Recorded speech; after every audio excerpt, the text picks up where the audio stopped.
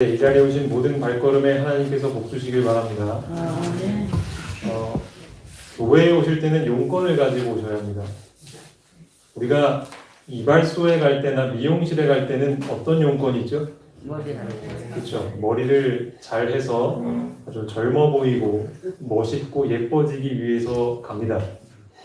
그렇죠. 우리가 마트에 갈 때는 어떤 용건이 있죠? 물건을 사고 내가 필요한 이 물건을 싼 값에 좋은 것으로 사야겠다는 용건이 있습니다. 그럼 이 예배 때 오려면 어떤 용건을 가지고 올까요? 아버지를 만나고 아버지 죄를 하늘에 데려가거라. 네, 제 마음속에 있는 이 죄책감을 오늘은 꼭 해결해야겠다. 내 마음속에 오늘 평안을 꼭 얻어가야겠다. 내가 고민하고 있는 문제에 대한 답을 얻어가야겠다는 용건을 가지고 오면 하나님께서 들어주실까요? 아멘. 예. 하나님께서 그렇게 참여하는 모든 분들에게 그 용건을 해결해 주시기를 바랍니다. 아멘. 다 아시는 것처럼 우리 고 김영순 성도님이 잠드셨습니다. 우리가 이 일 때문에 여러모로 참 마음이 안타깝고 또 슬픈 마음이 있지만 또 우리가 슬픔 가운데만 머물러 있지 않을 수 있는 것은 예수님께서 우리에게 희망이 되시기 때문입니다.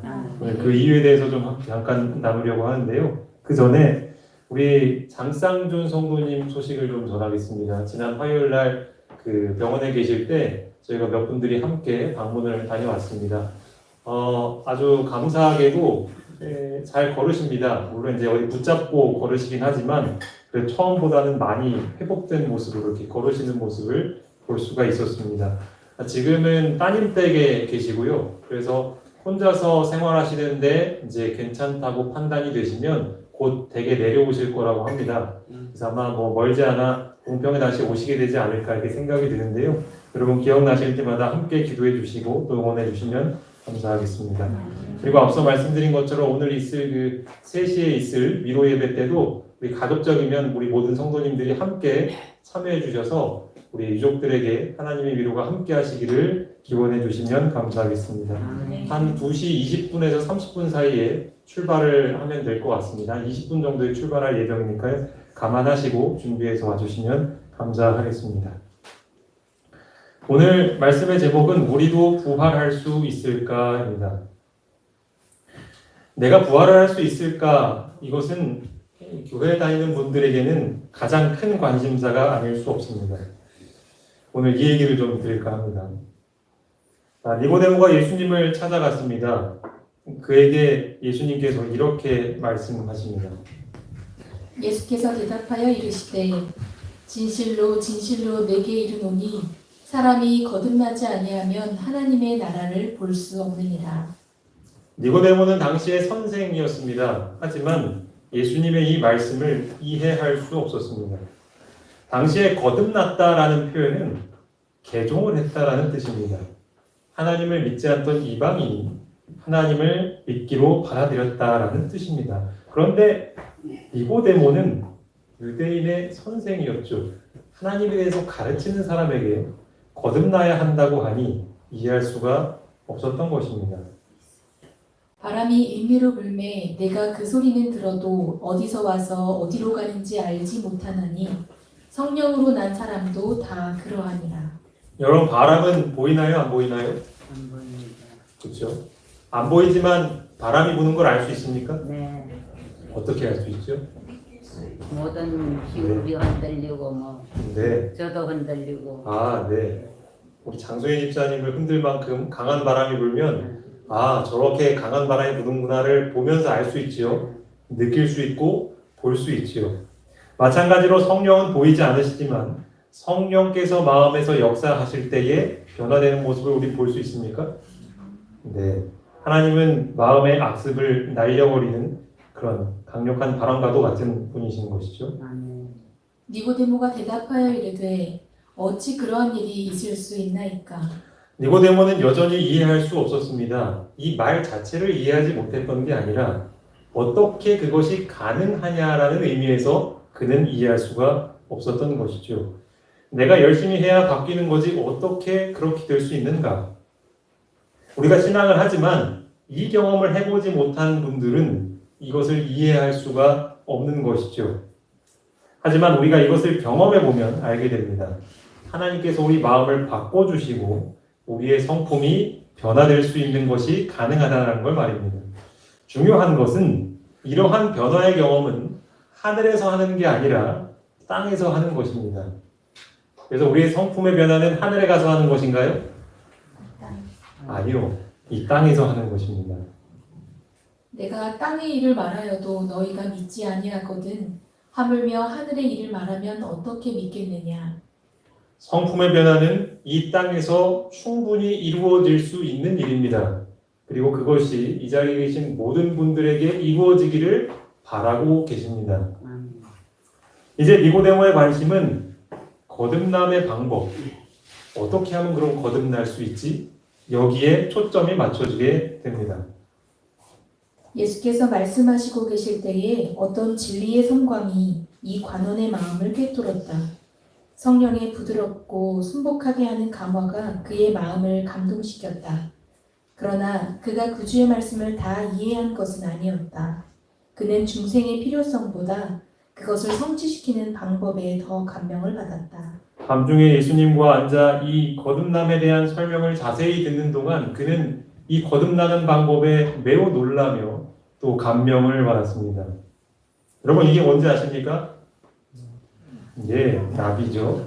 제왕나비라는 나비입니다. 근데 여러분 이 나비가 태어날 때부터 이 모습이었을까요? 우리는 그렇지 않다는 걸 알고 있습니다. 어릴 때의 모습은 벌레입니다. 이렇게 생겼죠. 벌레가 몸이 커지면서 몸을 5번 정도 바꾼다고 합니다. 그렇게 5번째가 될 때에는 얘가 고치를 만들어서 화면에 보이시는 것처럼 이렇게 초록색으로 된 고치를 만들죠. 그렇게 나무에 매어 다닙니다. 이 과학자들이 고치 안에는 뭐가 들어있을까 궁금해서 그것을 관찰을 했더니 그 안에는 벌레는 온데간데 없고 녹즙과 같은 액체만 들어있었다라고 합니다. 그런데 신기한 것은 이 애벌레가 고치에서 나비로 변하게 되는데 모든 게 다 달라지잖아요. 생김새, 더듬이, 심지어 먹는 거 다 달라지는데 이전에 있었던 기억을 아직도 갖고 있다라는 거예요. 거듭남도 마찬가지입니다. 우리의 겉모습은 똑같습니다. 그런데 속이 달라집니다. 이를 악물고 억지로 참는 것이 아니라 내가 화가 날 때 때리는 게 싫어지고 도둑질하는 게 좋았다가 싫어지는 겁니다. 완전히 새로운 사람이 되는 것, 그것이 바로 거듭남이죠. 그리스도인의 생애는 옛 것을 변경하고 개량하는 것이 아니라 본성을 변화시키는 것이다. 자신과 죄에 대하여는 죽고 전적으로 새로운 생명이 나오는 것이다. 그러니 여러분, 우리 자신을 바꾸려고 애쓰지 마시기 바랍니다. 그렇게 되면 다른 사람의 눈에는 어떨지 몰라도 하나님 앞에서 우리는 위선자로 살 수밖에 없는 것입니다. 우리가 변화되고 싶다면 누구를 만나야 할까요? 예, 예수님을 만나야 하는 것입니다. 그런데 니고데모는 아직 이런 경험을 해보지 않았기 때문에 과연 어떻게 그게 가능할까 이해를 못했던 것입니다. 마찬가지로 우리도 이 경험을 반드시 해야 하는 것입니다. 성경에서는요, 이 거듭남의 경험, 즉 우리의 마음이 새로워지는 경험을 하느냐 안 하느냐가 산 자와 죽은 자를 결정하는 기준이 됩니다. 거듭남은 우리 시대에 좀처럼 보기 어려운 진귀한 경험이다. 이것이 교회 안에 어려운 일이 그토록 많은 이유이다. 만약 우리 교회에 거듭난 사람이 많으면 우리 교회는 어떻게 달라질까요? 좀 더 열성이 있고 부흥이 일어나고 또 개혁이 일어날 수 있을까요? 네. 하지만 거듭난 사람을 찾기가 너무나 어려울 만큼 진귀하다면 이 교회의 모습은 어떻게 되겠습니까? 세상과는 다를 게 없는, 오히려 세상보다도 못한 모습이 교회에서 보이지 않겠습니까? 우리가 농사를 지으면 아까도 우리 김보미 장로님이 이 밭의 모습을 보여주셨는데요. 이 감자를 심어도 감자가 하루아침에 똑같은 감자로 복사가 되지는 않죠. 과정이 있습니다. 싹이 나고 줄기가 있고 꽃이 피고 또 열매를 맺죠. 그런데 우리가 구원받는 과정에도, 구원받는 곳에도 이런 과정이 있습니다. 그 과정을 표현한 것 중에 하나가 성경에 이 절기라는 것이에요. 요즘 말로 하면 명절과도 같은 거예요. 우리나라의 설날과 추석처럼 이스라엘에도 명절들이 있었습니다. 대표적으로 7가지의 명절이 있었는데 그 화면에 있는 것처럼 저런 7가지의 이름이 있습니다. 저 중에서 특별히 앞쪽에 있는 3가지 유월절, 무교절, 요제절은 예수님의 생애와 관련이 있는 명절입니다. 특별히 유월절에는 예수님이 어떤 일이 있었는지 기억하십니까? 유월절에 있었던 예수님과 관련된 큰 사건. 네, 십자가에 달려 돌아가신 날이 유월절이라는 명절이었습니다. 그리고 그 다음날 무교절에는 예수님께서 무덤에서 쉬셨죠. 그리고 그 다음날 3일째 되는 날이 요제절이었는데 이때는 어떤 일이 있었죠? 예, 예수님께서 부활하셨습니다. 그런데 이스라엘 백성들은 이 사건이 있기 훨씬 전부터 이 요제절을 지켰는데 이때 했던 일은 처음 익은 곡식을 제단 앞에서 흔들어 드렸습니다. 그래서 흔들 요자를 써서 요제절 이렇게 불렀던 것이죠. 그리스도께서는 잠자는 자들의 처음 익은 열매로서 죽음에서 일어나셨다. 그분은 요제의 원형으로서 여호와 앞에 요제를 드리던 바로 그날에 부활하셨다. 아, 그러면 왜 하필이면 요제절에는 처음 익은 곡식을 이렇게 흔들어 드렸을까? 거기에 뭔가 의미가 있겠죠? 여기 영감의 글에도 보면 나오듯이 예수님은 잠자는 자들의 처음 익은 열매가 되신 것입니다. 즉 쉽게 말하면 예수님의 부활은 그분을 따라서 똑같이 살면 우리도 뭘 할 수 있다?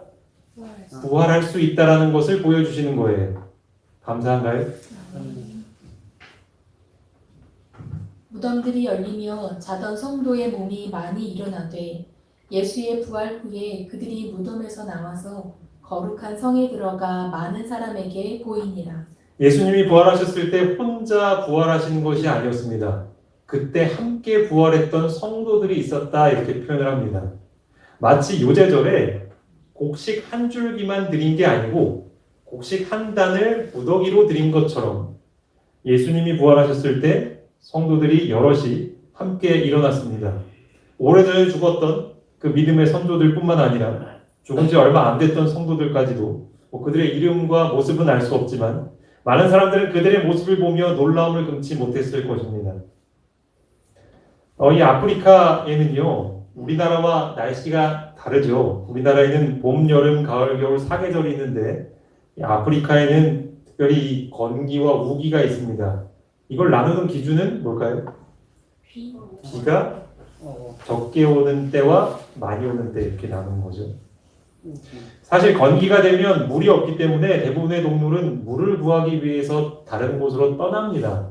그런데 이 시기에도 도망가지 않는 동물이 있습니다. 그 영상을 좀 잠깐 보도록 하겠습니다. 동물들이 떠난 초지는 텅 빈 것처럼 보인다. 하지만 남은 이들도 있다. 그들은 고된 시기를 넘기는 법을 알고 있다.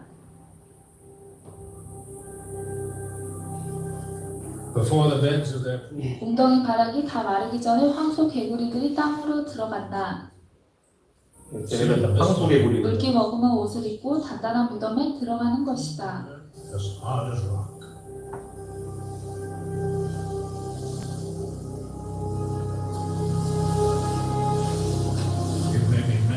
그가 다시 나오기까지는 몇 년이 걸릴 수도 있다. 다시 건기가 칼라리를 장악한다. 이 황소개구리라는 녀석이 아직 땅이 마르기 전에 몸을 이렇게 물기가 있는 흙으로 이렇게 옷을 입듯이 발라놔요. 그리고 나서 어디로 들어가요? 땅 속으로 들어갑니다. 그리고 나서 모래바람이 불고 하면 그 위를 흙이 덮죠. 그렇게 건기를 지나는 거예요.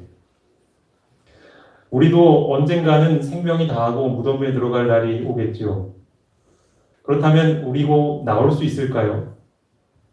이 황소개구리도 과연 나올 수 있을까요? 생명을 가지고 있다면 가능할 것입니다. 하나님은 그들의 이름을 아신다. 살아있을 때 그들 속에 거하셨던 주의 능력으로 말미암아 그들은 죽음에서 일으킴을 받을 것이요 신의 성품에 참여하는 사람들이었기 때문에 죽음에서 일으킴을 받을 것이다. 아, 어떤 사람이 일으킴을 받는다고 하죠? 살아요. 네, 살아있을 때 하나님의 능력이 그들 안에 있었던 사람들은 일어난대요. 그걸 다른 말로 하나님의 성품에 참여했던 사람들. 하나님을 닮은 성품이 있는 사람은 살아나올 수 있다네요. 니고데모가 그렇게 어렵게 생각했던 그 경험을 한 사람들은 무덤 속에 들어갔다 할지라도 나올 수 있다네요. 그러면 이 개구리가 어떻게 나오는지 한번 그 모습을 보겠습니다.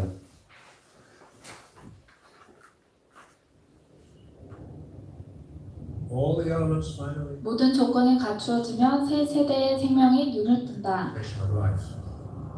Torrential rain, 칼라리에서 가장 특이한 거주자들도 무덤을 깨고 나온다. surprising residents. 이제 건기가 끝나고 큰 비가 내리려 합니다.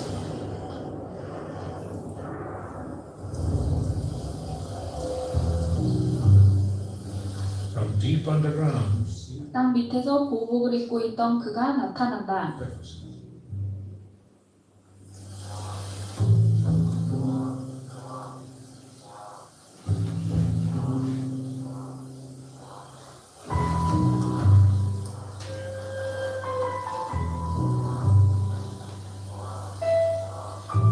the African bull, 적시마나 아프리카 황소개구리는 두 가지 야심을 가지고 있다. ambitions.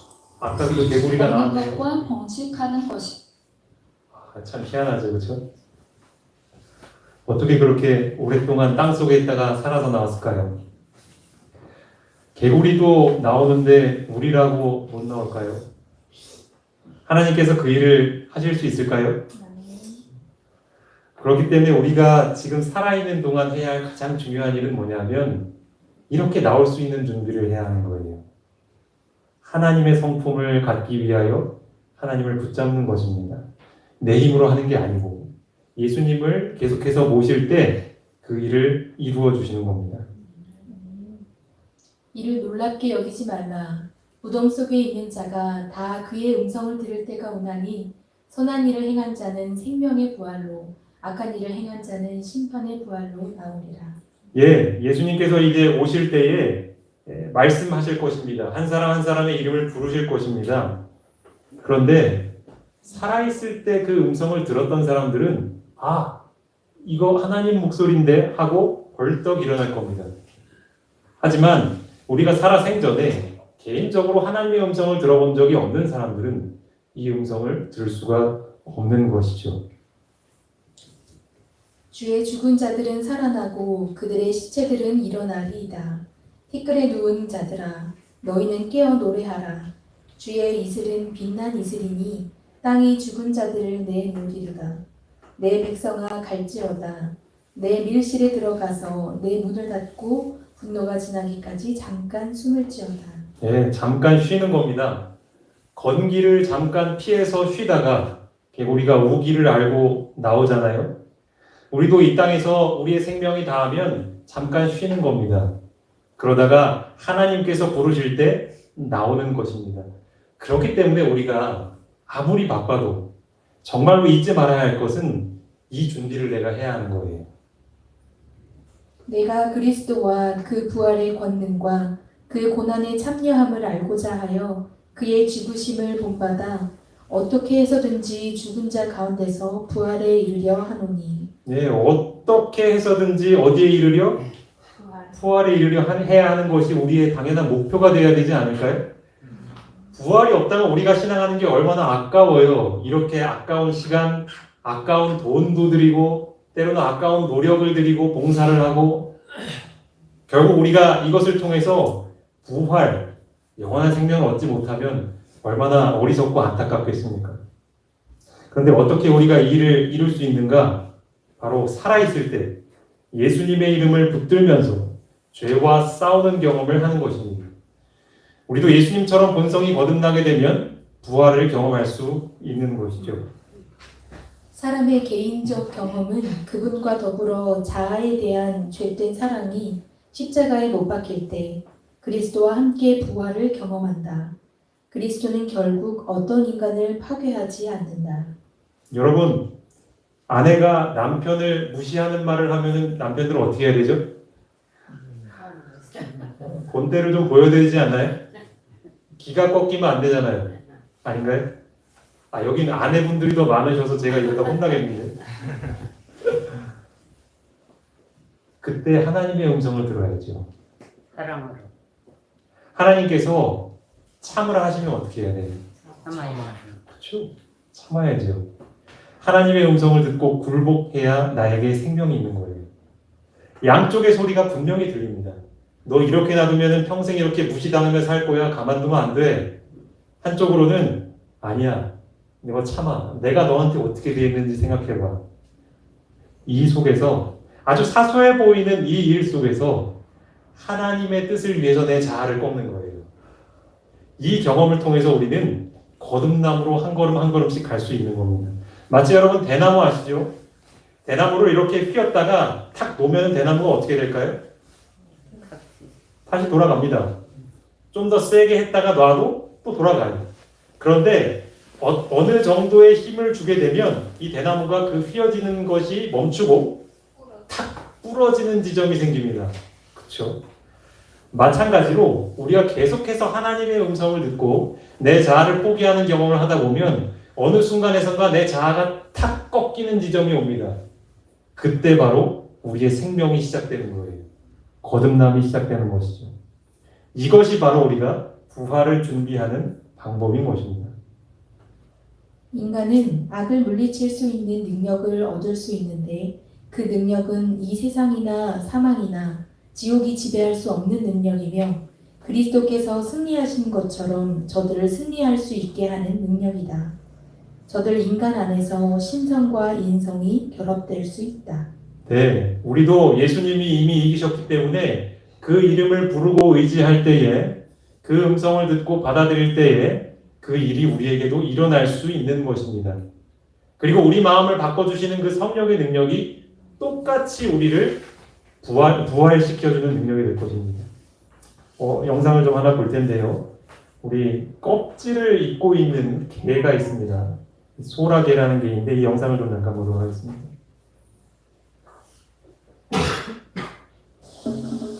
곧 더 큰 집을 찾는 다른 개들이 모여든다. 새 껍데기가 해변으로 밀려올 때마다 이런 행렬이 이어진다.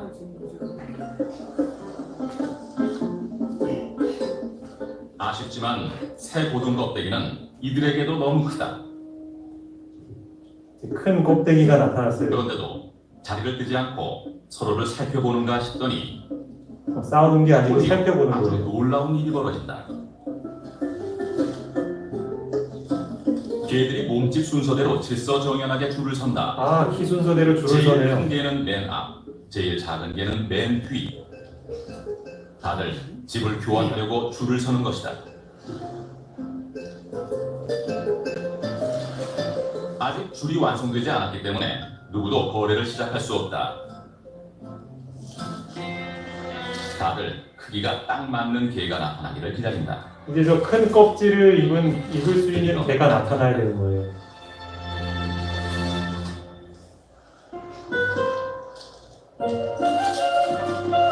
마지막에 도착한 개가 제일 앞으로 나선다. 제일 크니까 제일 앞으로 가요. 잠시 줄이 흐트러졌다.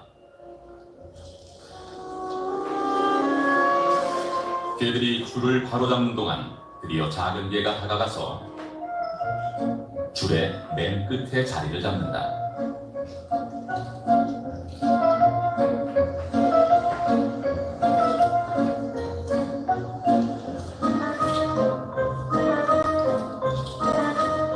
큰 개가 새 집을 자세히 살펴본 뒤 이사를 간다. 이어서 연쇄 반응이 일어난다. 다들 자기 앞에 있는 개가 비운 껍데기로 서둘러 옮긴다.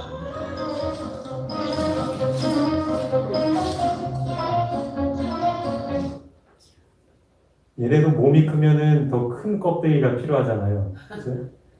그러니까 이제 바꿀 때가 됐는데 더 큰 거를 입으려면 자기 몸에 맞는 거를 입어야 될 거 아니에요. 그러니까 키 순서대로 쫙 줄을 서는 거예요. 근데 맨 앞에 있는 녀석도 그걸 벗어버리고 더 큰 거를 입어야 되잖아요. 그 개가 나타나기를 기다렸던 거죠. 그러니까 그 큰 껍데기를 입을 개가 나타나니까 줄줄이 뒤에 서서 그 앞에 거를 다시 받아 입는 겁니다. 갈아 입는 거예요. 여러분, 이 제일 큰 껍데기는 누가 입어야 되는 게 아니에요? 성경에 보면 그것은 바로 예수님이세요. 예수님이 그것을 받고 입어야 그분을 뒤따라가는 모든 사람들이 그분의 옷을 입는 거예요. 믿음의 선배들을 따라 줄을 서는 겁니다. 그렇게 우리는 부활을 준비해 가는 것이죠. 그런 의미에서 예수님은 우리의 맏형이 되십니다. 그러나 각각 자기 차례대로 되리니 먼저는 첫 열매인 그리스도요 다음에는 그가 강림하실 때에 그리스도에게 속한 자요. 예수님은 첫 열매가 되십니다. 그리고 그분을 쫓아서 사는 사람들은 그분의 옷을 입게 되는 것이에요. 이 땅에서 우리가 해야 할 일은 단 한 가지인 겁니다. 예수님의 뒤를 따라가는 거예요. 그러다 보면 우리는 그분과 같은 성품을 가질 수 있는 것이죠. 그렇게 될 때 하나님께서 우리 이름을 부르시면 우리가 벌떡하고 일어날 수 있지 않겠습니까? 아까 지륵 속에 들어갔던 그 개구리가 일어나는 것처럼 말이죠. 여러분도 그렇게 일어나기를 바라십니까? 그렇다면 이제 마음에 내가 이 일을 위하여 가장 최우선순위에 두리라 결심을 하시는 우리 모두가 되길 바라며 말씀 마치겠습니다. 하나님의 사랑과 예수 그리스도의 은혜와 성령의 교통하심이 예수님이 가신 영적 싸움의 길을 주저없이 가기로 선택하여 그분의 성품을 갈망하여 전진하는 모든 자들에게 함께 하시기를 예수님의 이름으로 축원합니다.